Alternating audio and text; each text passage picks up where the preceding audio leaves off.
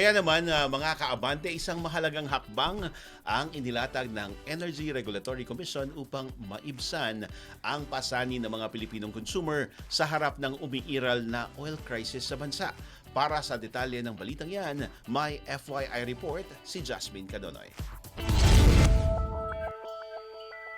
Pansamantalang makakahinga sa bigat ng bayarin ang ilang consumers matapos maglabas ng direktiba ang Energy Regulatory Commission o ERC na nagbabawal muna sa mga distribution utilities at electric cooperatives na magsagawa ng disconnection ng kuryente sa gitna ng umiiral na oil crisis sa bansa. Sakop ng kautusan ang mga billing mula Mayo hanggang Hulyo kasunod ng deklarasyon ni Pangulong Ferdinand Bongbong Marcos Jr. ng National State of Emergency dahil sa epekto ng patuloy na pagtaas ng presyo ng langis. Kabilang sa inatasan ng ERC ang Manila Electric Company o Meralco kasamang iba pang power distributors sa buong bansa. Nabigyan ng konsiderasyon ang mga consumer lalo na ang mga hirap makabayad dahil sa tumataas na gastusin. Bukod sa no disconnection policy, pinapayagan din ang mga residential consumer na gumagamit ng hanggang 200 kWh kada buwan na hulugan ng kanilang bayarin sa loob ng 3 buwan. Ayon sa ERC, otomatikong ilalagay sa susunod na billing statements ang installment payments upang hindi mabigla ang mga consumer sa malaking halaga ng singilin. Kung mananatiling kwalipikado ang consumer hanggang Hulyo, maaari pang umabot hanggang Setyembre ang staggered payment arrangement.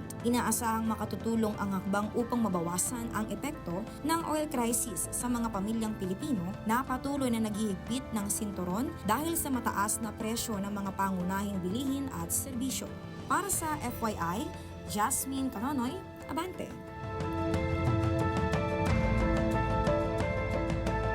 Manatiling nakatutok sa Abante. Sundan kami sa aming mga social media accounts at huwag kalimutang mag-subscribe sa aming YouTube channel, DWAR Abante Radio, para sa mga eksklusibong balita.